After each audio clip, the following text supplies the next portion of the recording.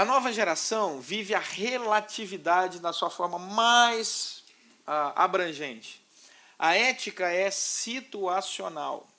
A ética é situacional. E o paradigma da nossa geração é o seguinte: e o que pode ser verdade para você não é para mim. Essa é a nossa sociedade. Em determinados momentos, tal coisa, tal pecado é possível. Em outros, não. Então, essa é a mente da nossa membresia, é isso que eles estão ouvindo e vivendo aí no dia a dia, de segunda a sábado. No domingo, eles chegam na igreja e sentam lá, e aí você não vai trabalhar com relativismo. Porque nós não trabalhamos com relativo, nós trabalhamos com absoluto. A palavra de Deus é verdade, é inspirada, é inerrante e é infalível. Glória a Deus por isso. Então nós chegamos e dizemos, não, existe uma verdade absoluta, é a revelação de Deus e ponto final. Não me venha com esse negócio que é verdade para você, que não é verdade para mim não, porque aqui não vale. Principalmente quando eu sou o líder. Né? Qual é a verdade? A minha opinião. Pronto. Não, a verdade é a verdade de Deus. Então, nós temos uma geração em que tudo é relativo. E isso deve ser levado em conta quando você vai levar o evangelho para acabar com esse relativismo. Eu gosto muito da opinião do Dr. Augusto Nicodemos, quando ele fala sobre esse relativismo, porque ele diz que quem aceita uma verdade plural, na verdade, já dogmatizou a sua. E isso é um fato. Então, à medida de todas as coisas, nossa geração vive, o homem é o centro do mundo. É um hedonismo na sua forma mais plena. Então, tudo gira em torno deste homem. Você quer ver uma coisa? Vá num shopping center, entra numa loja, o que o vendedor faz? Um bom vendedor? Ele fica sentado atrás do balcão, ele vem até você. Ele vem até você. E o que ele diz? Posso ajudá-lo? Aí você diz assim, não, eu só estou olhando. Ah, tudo bem. Mas se o senhor quiser alguma coisa, eu estou aqui à sua disposição. Olha, uma pessoa está à minha disposição. E aí você faz o famoso gancho. Na minha adolescência, eu vendi sapatos numa loja. Meu primo tinha uma loja de sapatos e ele me convocou para ser um vendedor da loja dele. E tem alguns segredos na venda de sapatos. A venda de sapato é assim, todas as vezes que uma mulher entra, você pergunta o número, ela diz assim, 36, você traz o 38. Ela sempre diz um número abaixo do que é verdade. Então, essa é uma coisa dos vendedores de sapato, tá certo? Então, não é que elas são mentirosas, é apenas um engano. Coisa simples. O homem, da mesma forma. Qual é o número de sua camisa? 42, pode trazer 44. Então, você vai lá e traz. Aí elas calçam 38 e falam, olha, ela fica toda alegre, né? Surpresa, que maravilha! Ela, pois é, aí ela olha o número. Não, mas é 38. Algumas empresas têm uma forma um pouco maior. Eu sei que a senhora pediu 36, mas algumas empresas têm uma forma um pouco maior. E aí, lá nos bastidores das lojas que vendem sapato, existe um termo que era gancho. O que é o gancho? Um vendedor fala para outro, porque algumas pessoas já se tornam conhecidas nas lojas, de entrar e não comprar, entrar e não comprar, entrar e não comprar. E aí os vendedores começam a conhecer essas pessoas. E aí a gente já faz assim para o outro, isso é gancho. O que é gancho? É uma pessoa que vai pedir para você subir no estoque e pegar uns 30 tipos de sapato, e você sobe, vem com aquelas caixas assim, e aí você coloca aquelas caixas e ela experimenta 1, 2, 3, você vai falar, depois eu volto. Isso mata o vendedor. Isso mata.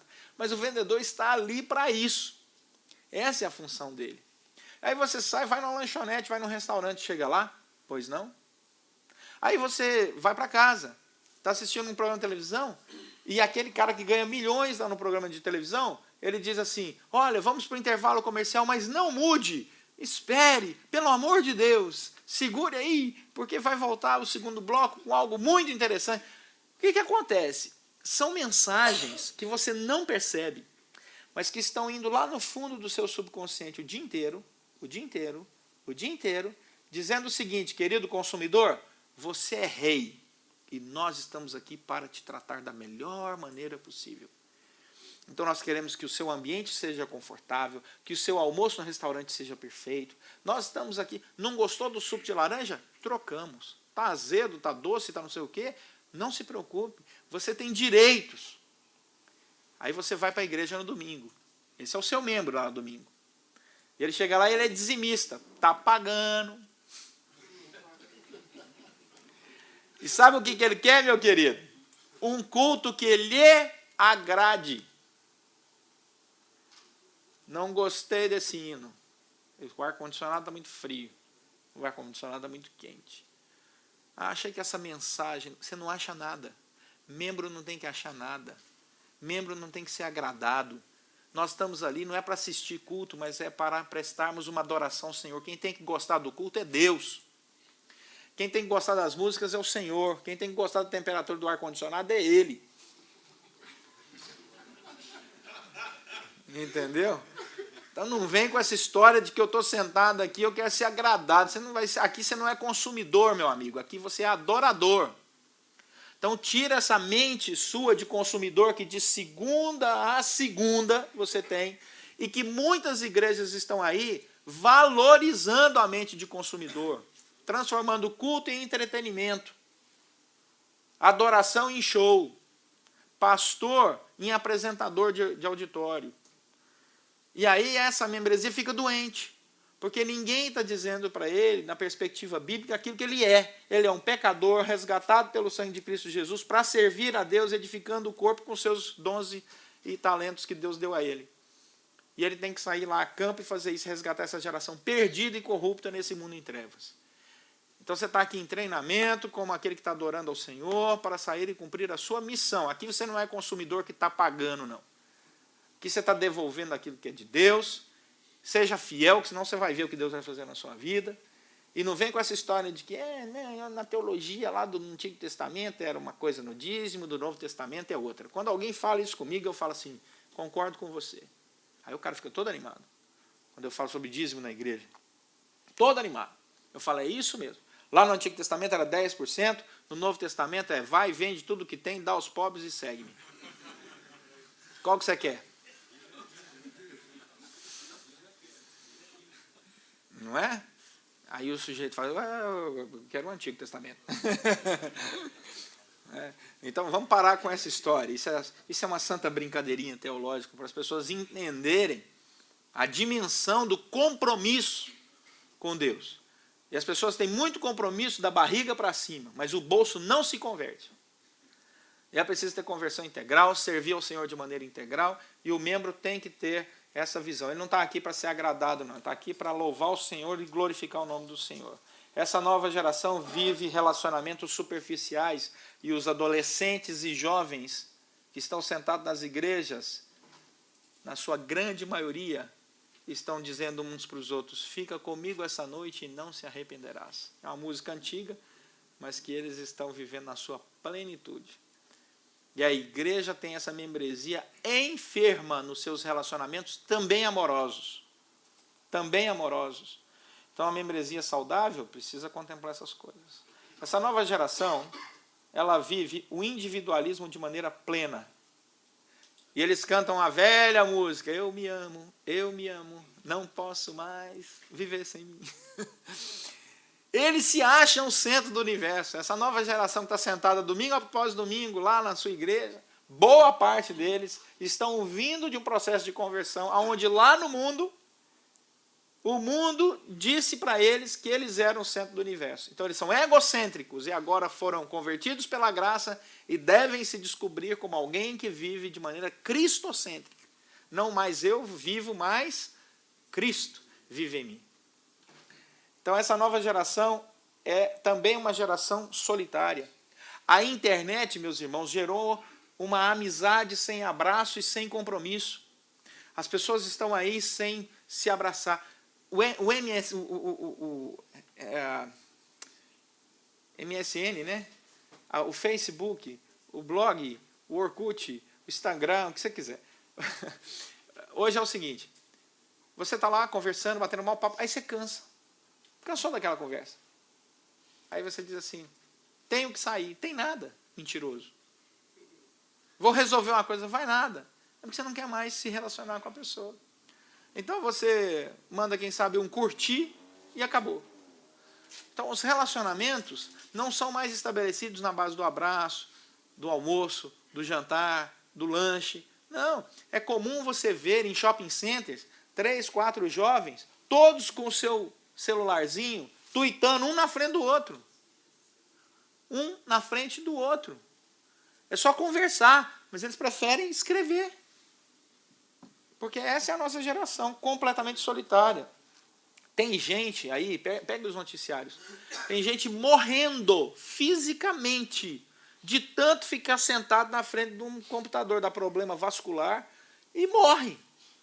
Há uns meses atrás, o sujeito morreu, não sei se foi no Japão, numa lan house, ficou não sei quantas horas sentado, jogando, teve um problema circulatório, morreu, e ninguém sabia que tinha morrido. Ele ficou horas lá. Essa é a nossa geração. Ó, eu vou abrir um parênteses aqui. Tem muitos pastores que dizem que não tem tempo porque estão se perdendo na internet. Chega no escritório e a primeira coisa que faz é abrir a internet para responder e-mail. E de um e-mail abre outro e-mail, aí abre uma página de informação, outra de informação. Presta atenção, não estou falando de nada de desvio de conduta moral. Estou falando apenas da falta da administração do tempo. Falta sabedoria na administração do tempo. E se perdem. Eu já fui em vários almoços com pastores e que pastores entraram e saíram sem saber o que nós conversamos, porque enquanto conversávamos ele estava tuitando. Né? Em conferências do mesmo jeito. Primeira coisa hoje em dia que uma pessoa faz ao entrar numa conferência é perguntar qual é a senha do wireless. Não vive, mas não respira, só respira pelo computador. Eu não tenho nada contra a tecnologia, pelo contrário, eu tenho tudo que você imaginar de parafernália eletrônica. Mas você tem hora para usar e tem hora para se relacionar com as pessoas. E hora para ler isso aqui, ó, livro. Livro é essa coisa que não acaba a bateria. Você muda a página com um toque só, é touch. Você faz assim. É fantástico. Então, a família é um universo em frangalhos. Esses são os nossos membros. Lares que estão vivendo pesadelos atrás dos sonhos de viver. Essa é a nossa membresia, que nós queremos que ela seja saudável. Resultado, as pessoas estão deprimidas. Os consultórios de psicanalistas e psicólogos estão lotados porque as pessoas estão tristes.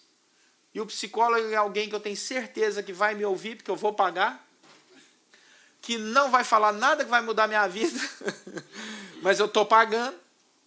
E ali, pagando, eu vou ser ajudado em algum grau, mas é o lugar aonde eu vou. Eu confio naquele profissional. E olha, não estou fazendo nenhuma crítica, eu sou fã de psicólogos, meus pastores auxiliares são psicólogos de formação, são uma benção, quando a coisa encrenca eu mando para eles, né? Contribuem muito, mas esse grande volume mostra a carência. Faça uma pesquisa na sua igreja de quantas pessoas na sua igreja frequentam psicólogos ou psicanalistas ou psiquiatras, você vai se surpreender. E é interessante que tem gente que fala assim, eu estou há 14 anos na terapia. Eu falo, meu Deus do céu, esse cara é o quê? Terapia do Flamengo, uma vez Flamengo até morrer? O sujeito 14, se a pessoa, um cara de 14 anos num terapeuta, 12 anos num terapeuta, misericórdia, alguma coisa errada nessa história.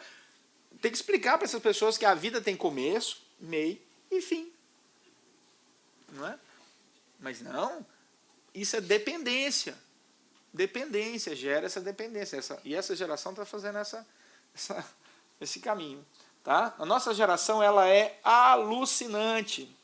Nós estamos levando o evangelho para pessoas que estão sentadas nas nossas igrejas, aonde muitos pais renunciaram à educação dos seus filhos. A minha esposa é especialista em educação infantil, graças a Deus. Vai sair até um artigo no blog da Fiel em breve dela.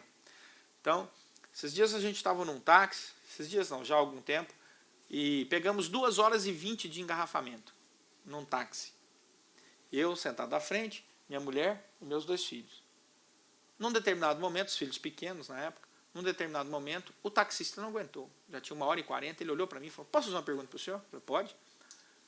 Eu nunca carreguei no meu carro, por tanto tempo, engarrafado, no calor, 2 crianças tão educadas. Elas não brigam, estão tranquilas, não fazem perguntas o tempo todo, estão ali tranquilas, riem, brincam, conversam e tal. Eu estou impressionado. Como é que o senhor educou essas crianças? Eu falei, não sei não, pergunta para a mãe aí atrás. Né?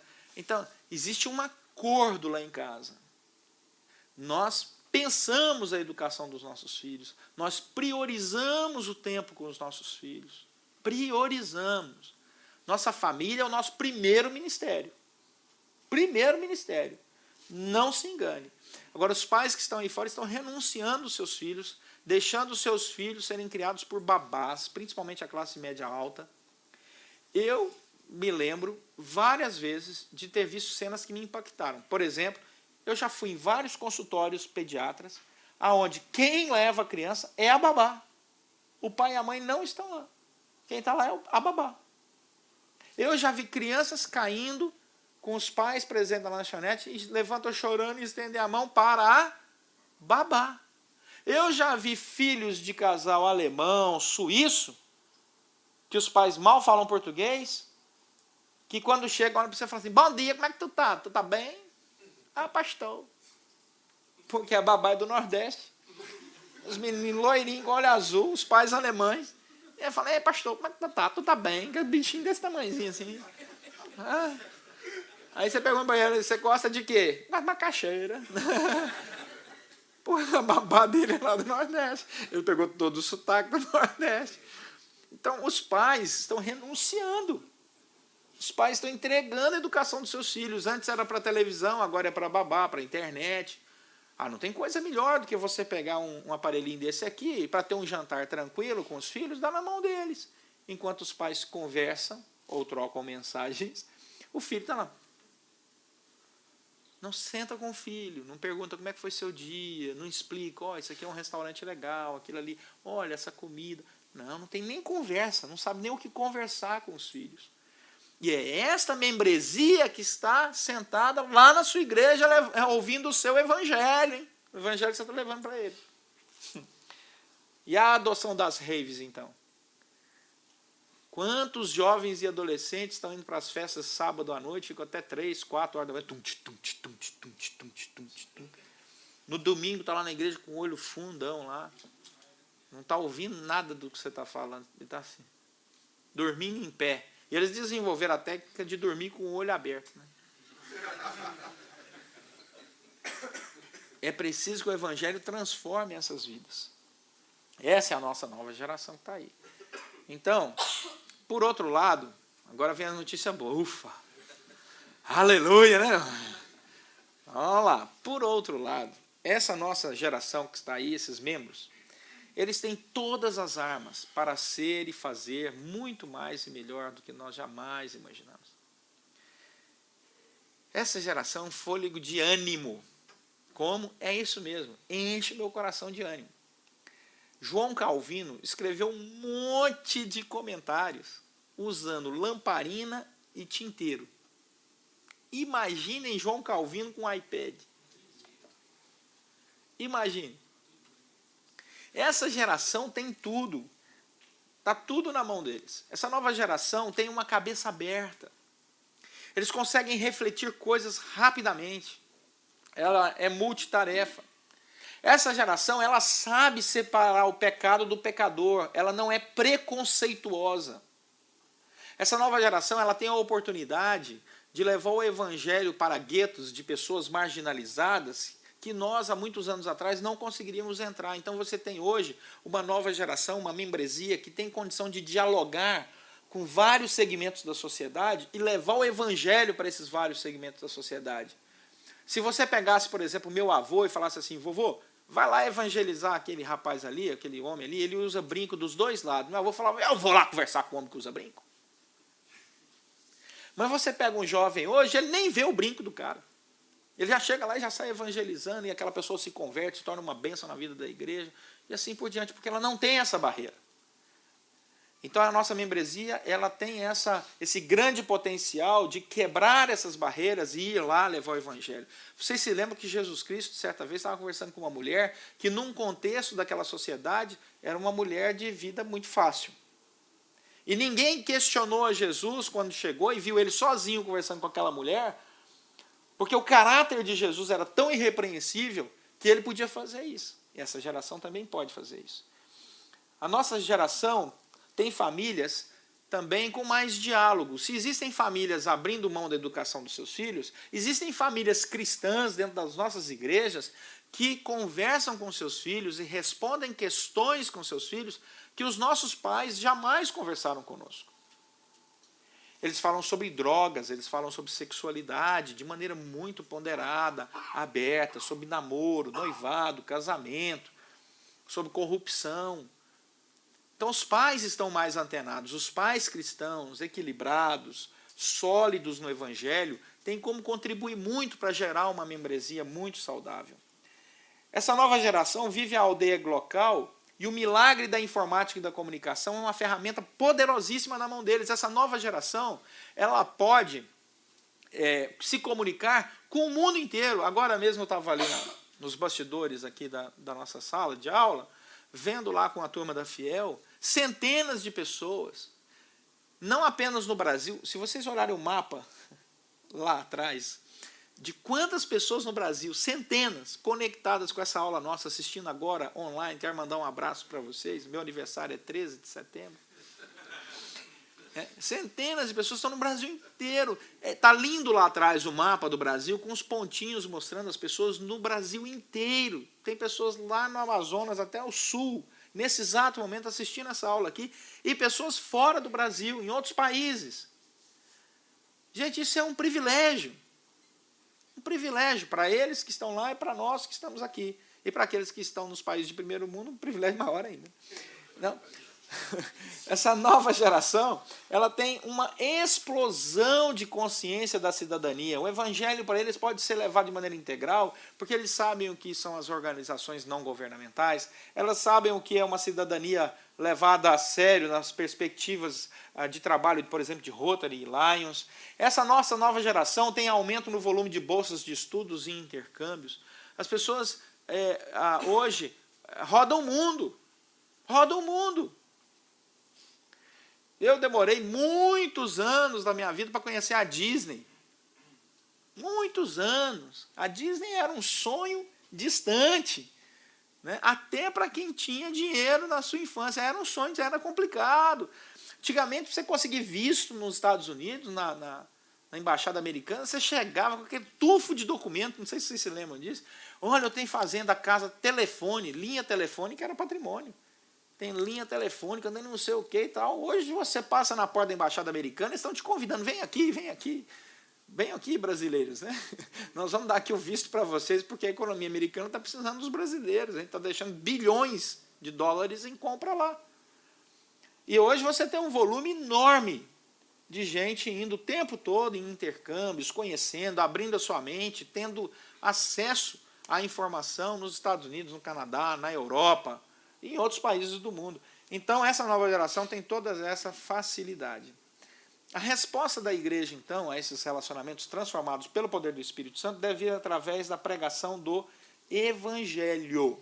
É aqui que nós vamos entrar na nossa parte mais específica. Por exemplo, João 14, 27. Estão com a Bíblia aí? João 14, 27. Está lá no Novo Testamento. Em João 14, 27, nós temos a seguinte declaração aqui.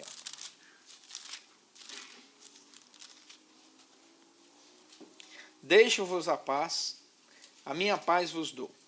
Não vou lá dou como o mundo dá. Não se turbe o vosso coração, nem se atemorize. Primeira coisa que nós vamos perceber é que o evangelho pautado no amor de 1 Coríntios capítulo 13, ele vem como fruto da graça de Deus e da paz de Deus que inunda o nosso coração. Então nós temos que dizer para os membros da nossa igreja que eles têm uma mensagem poderosa para salvar os relacionamentos dessa sociedade pela força do evangelho. Relacionamentos que precisam de amor, amor verdadeiro. Amor em todas as suas dimensões. Amor de pai para filho, de irmão para irmão, de amigo para amigo. Amor de irmãos da igreja. Amor pelo próximo perdido. Amor pelo marido e a esposa pelo marido. E até do genro pela sogra. Então, há o milagre de Deus acontecendo. Né? E da sogra também, né? Para com genro, a nora e assim por diante. Então, a resposta da igreja são relacionamentos saudáveis, pautados no amor, pautados na fé, pautados no perdão. A nossa sociedade é uma sociedade que precisa descobrir a dimensão do perdão. Muitas pessoas nas igrejas estão com o coração rancorosos, cheios de problemas. A nossa sociedade pode, através de todos esses meios, tudo que Deus tem dado para essa geração do século XXI, falar sobre a amizade verdadeira, usar as ferramentas do Facebook, do Orkut, Twitter e tantos outros, para levar palavras realmente de paz e de amizade, de fé, de esperança, e estabelecer diálogos não apenas multimídia, mas diálogos também pessoais. Me lembro quando nós fizemos o Juntos em Cristo no Rio de Janeiro, ano passado, quando John Piper veio para pregar no Rio Centro. Nós alugamos o Rio Centro, John Piper é o pregador, e toda a nossa divulgação foi feita pela internet. Nós não fizemos um impresso. E enchemos lá, e aquilo foi muito gostoso. Então, nós temos essa alegria de vermos essas ferramentas sendo usadas para o bem. Tá? E a realização da missão da igreja. Ok? Bom, a partir disso, vamos entrar aqui num segundo ponto, que é o da membresia saudável. Dentro das 9 marcas, como fazer com que essa membresia, quais são as ferramentas para atingir essa membresia e fazer essa membresia saudável? Vou ter que andar um pouco rápido aqui, porque o nosso tempo urge. Né? Então vamos lá. O que é um membro de uma igreja saudável na perspectiva do Thabit Anyabwile nesse livro aqui? Você não leu esse livro ainda? Leia. Okay? Esse livro é importantíssimo. O que é o membro de uma igreja saudável? Se você pudesse falar assim, pastor Leonardo, resume aí a sua aula nessas 2 aulas que você deu, eu diria para você, leia esse livro. Ele diz que são 10 marcas do membro de uma igreja que é saudável. Primeiro, membro da igreja saudável é um ouvinte de mensagens expositivas. Segundo, membro de uma igreja saudável, ele é um teólogo bíblico. Daqui a pouco eu vou falar sobre cada um deles.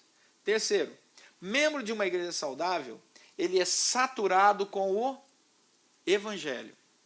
Quarto, membro de uma igreja saudável, ele é genuinamente convertido. Quinto, membro de uma igreja saudável é um evangelista bíblico. Ok? Vamos adiante.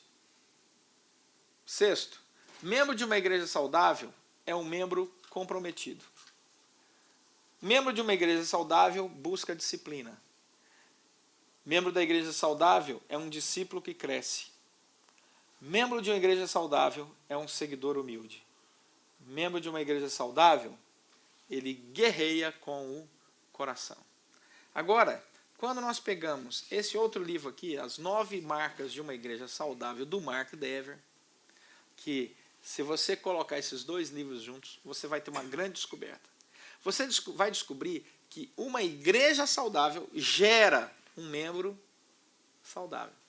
E por isso que eu falei que a gente estudar cada um deles. Então, estas propostas aqui do Thabit Anyabwile estão como base da perspectiva, da proposta do Mark Dever para uma igreja saudável. Então, você quer ver uma coisa? Eu vou voltar aqui para você entender. Qual é a primeira marca de uma igreja saudável na perspectiva do Thabit Anyabwile? Vamos ler juntos lá? Membro de uma igreja saudável. Primeira marca do Mark Dever. Marca 1 de uma igreja saudável. Pregação expositiva. Então, o membro saudável, ele ouve pregações expositivas. Thabit Anyabwile. Mark Dever. Primeira marca, pregação expositiva. Eles trabalham juntos, tá, gente? Um prega na igreja do outro. Segundo, membro, vamos juntos? Adivinha qual é a marca 2? Teologia bíblica. Ok? Terceiro, vamos lá? Membro. Qual é a marca 3? O Evangelho. Quando chegar na 5 eu vou comentar. Quarta, um membro. Marca 4, um entendimento bíblico de conversão. E último, quinto, membro.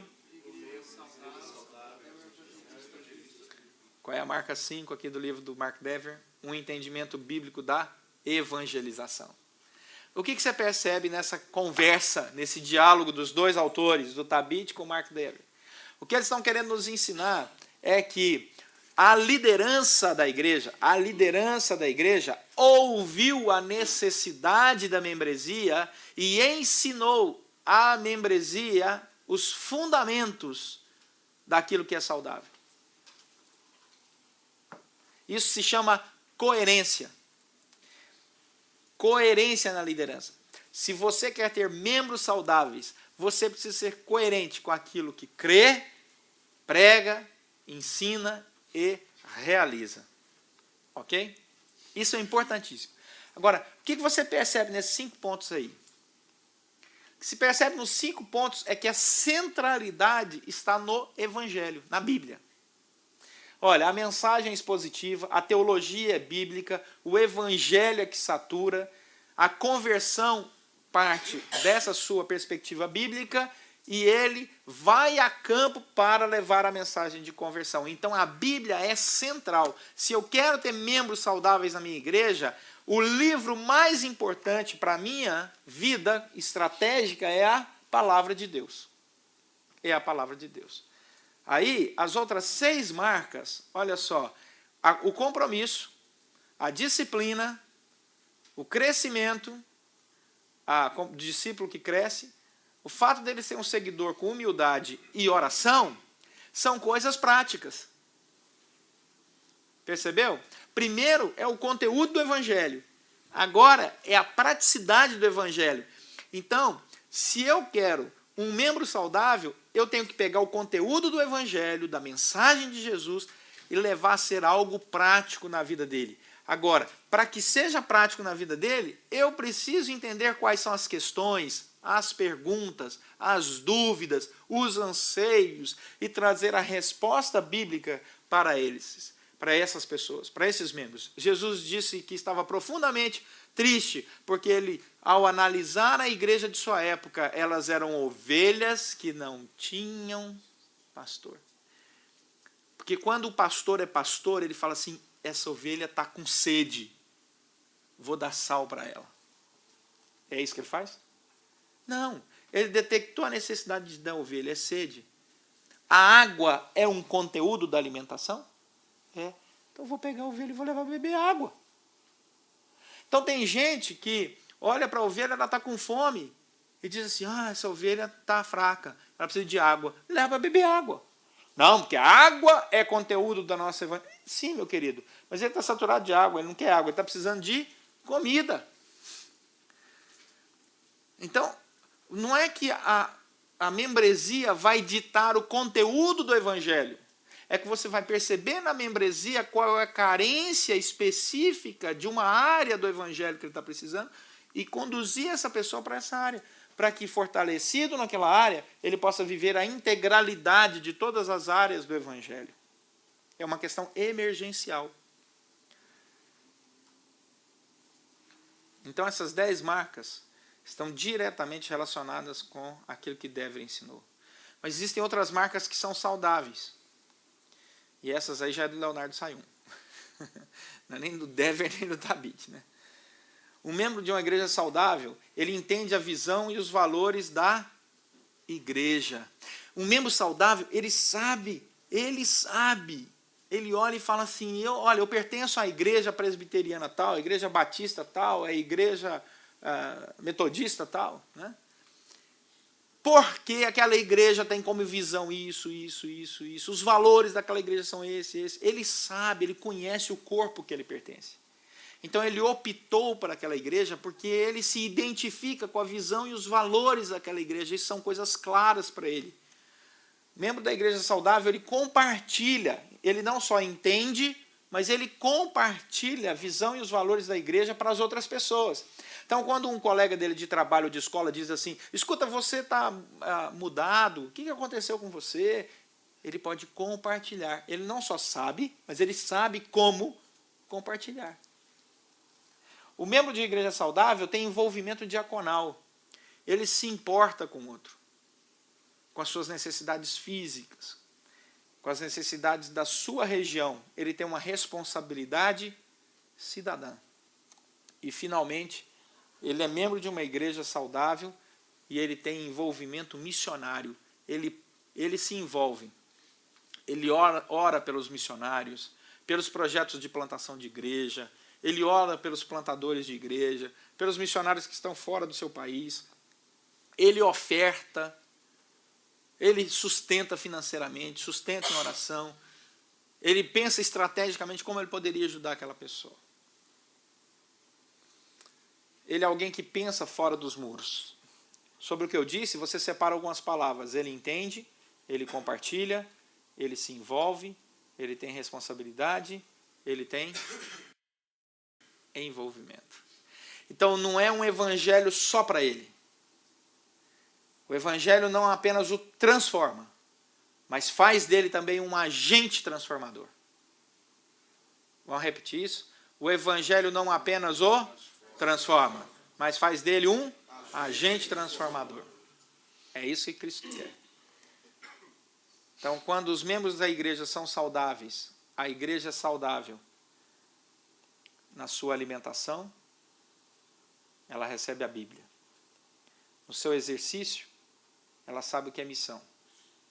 No seu descanso, ela descansa nos braços soberanos de Deus Pai. Alguma pergunta, irmãos? Nosso tempo agora é para isso.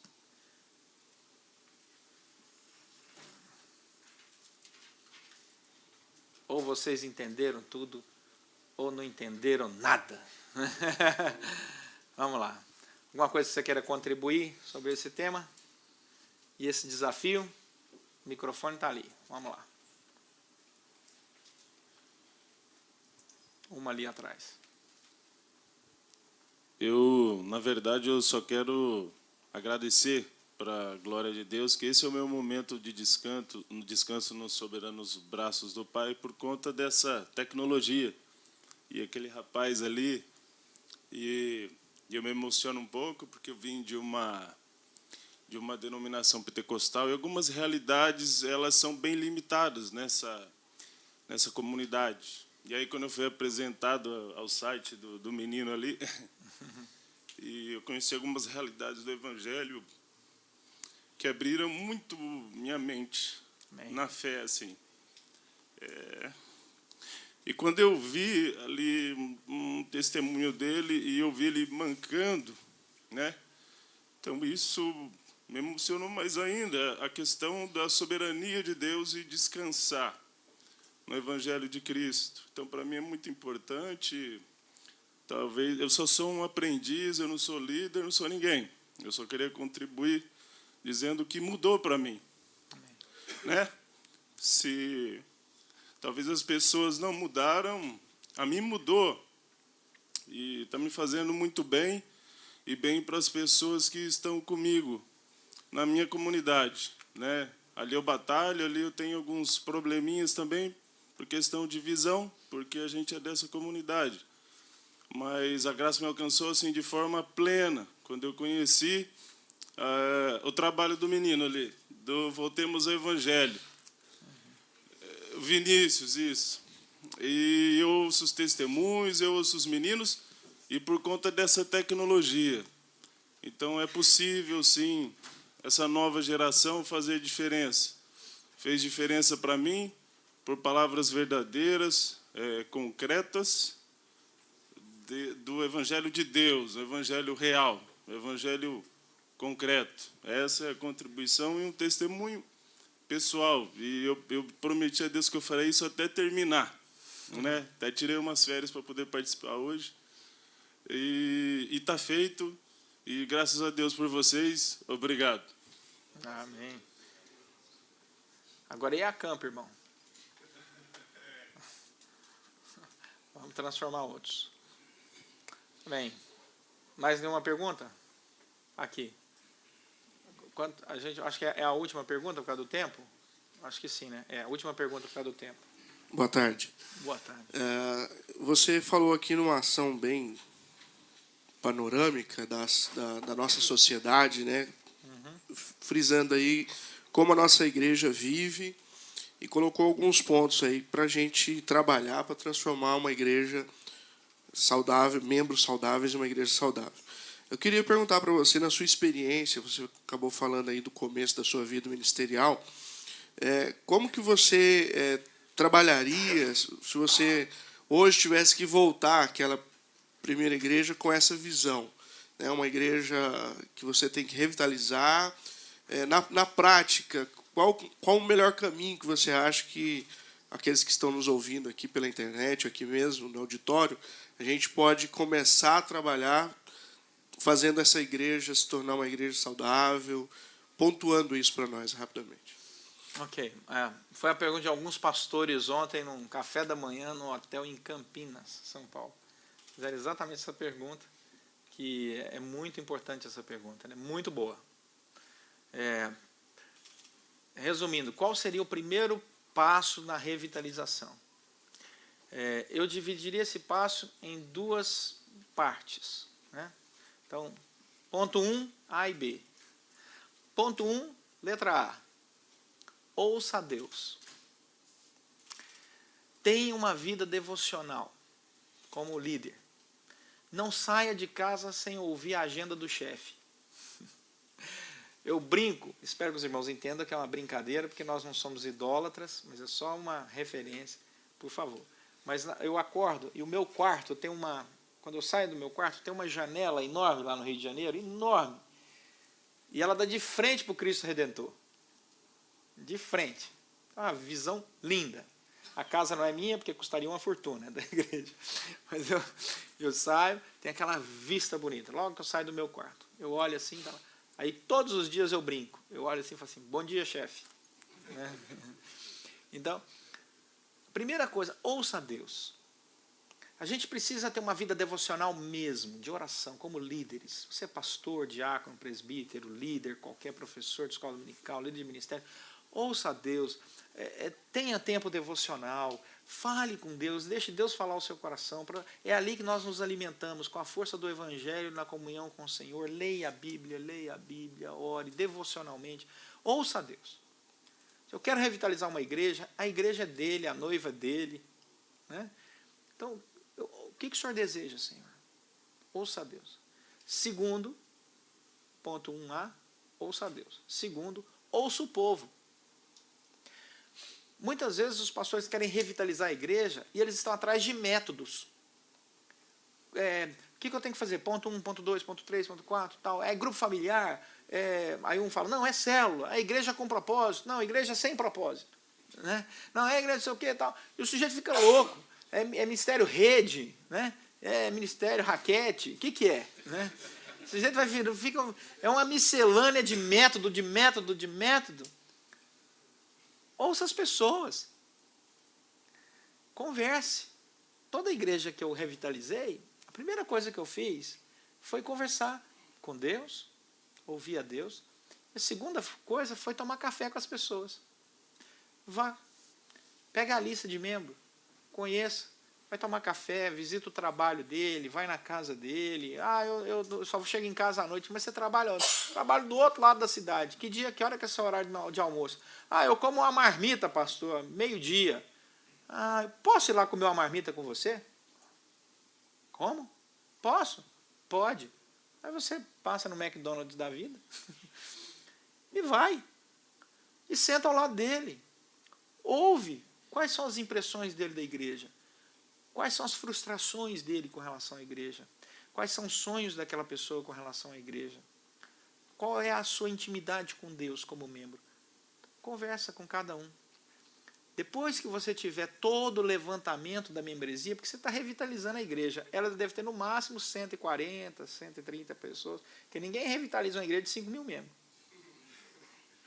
Não é? Então a gente tem tempo para andar, nós não fazemos outra coisa, nosso horário é para isso. Então vamos atrás das pessoas. Então a primeira coisa, ouça a Deus. Segundo, ouça as pessoas. Porque quando você levantar um programa de revitalização para a sua igreja, depois de ouvir todas as pessoas da sua igreja, você vai ter uma visão muito boa, bem panorâmica. Você vai construir a sua metodologia de trabalho. Melhor do que importar uma, é você construir a sua. O que você deve fazer é também ler sobre o assunto, descobrindo não métodos como modelo, mas princípios. Por exemplo, para encerrar aqui, o pessoal fica desesperado na internet por cada transmissão, né? Um usa grupo familiar, outro usa G12, outro G8, outro G não sabe o quê, outro é Ministério de Família, outro é grupos pequenos, ou não, grupo de interesse, grupo por afinidade. Aí você vê que é tanto... O que eles estão querendo dizer? Que esses métodos todos, que existe um princípio. As pessoas querem se reunir durante a semana em grupos pequenos. Esse é o princípio. Agora, se vai ser modelo 1, 2, 3, 4, 5, depende da teologia, depende de questões geográficas, da sua realidade social, e aí tem um monte de coisa. Então, você constrói o seu método a partir desse princípio. Aí você começa a fazer uma proposta de revitalização. Agora, o líder da revitalização, ele sabe de onde veio, sabe onde está e sabe onde quer chegar. E para saber essas coisas é preciso refletir. E a nossa dificuldade como latino-americanos é a da reflexão. Quero fazer um desafio para você. Essa semana, revise suas anotações ou a gravação desses DVDs. Vá para casa, reflita, ouça de novo, veja suas anotações, reflita. Não sai fazendo, não. Reflita. Reflita, para depois fazer. Vai ser bênção. Vamos orar? Deus, muito obrigado pelo imenso privilégio de ouvirmos a Tua palavra, sermos convocados por Ti para pertencermos ao Teu corpo. Muito obrigado porque podemos descansar nos Teus braços. Tu és soberano. O Senhor é rei sobre todas as coisas. Nos ajuda, Deus, a Te servir melhor. Queremos ser servos úteis nas Tuas mãos, para que toda honra e toda glória seja Tua e a alegria no nosso coração seja plena. Qualifica cada irmão e irmã aqui que está presente nesse momento tão especial nosso aqui, e aqueles que estão nos assistindo pela internet, para que todos nós possamos, ó Deus, de fato, vivermos como discípulos de Cristo Jesus, membros saudáveis, de igrejas saudáveis, para a honra e glória do Senhor. Oramos em nome de Jesus Cristo. Amém.